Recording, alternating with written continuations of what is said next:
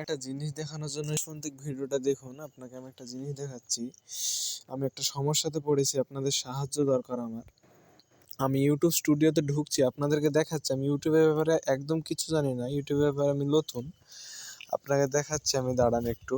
এখানে সুইট অ্যাকাউন্টে মেরে আমার এই চ্যানেলটা আমি ক্রিয়েট করেছি, আমার 7 দিন হলো চ্যানেলটা ক্রিয়েট করা।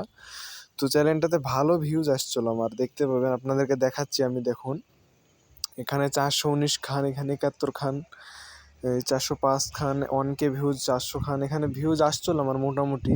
2-3টে ভিডিওটা আপলোড করে আমার ভিউ চলে এসেছিলো ভালোই। কিন্তু আমাকে ইউটিউব আমাকে এখানে দেখাচ্ছে যে কপিরাইট গাইডলাইন স্ট্রাইক মেরে দিয়েছে আমার এই ইউটিউব চ্যানেলটায়। তাই আমার এখন 2 সপ্তাহ ভিডিও আপলোড হচ্ছে না। এই মানে দু সপ্তাহ আমার এই আইডিতে ভিডিও কোনো আপলোড হবে না।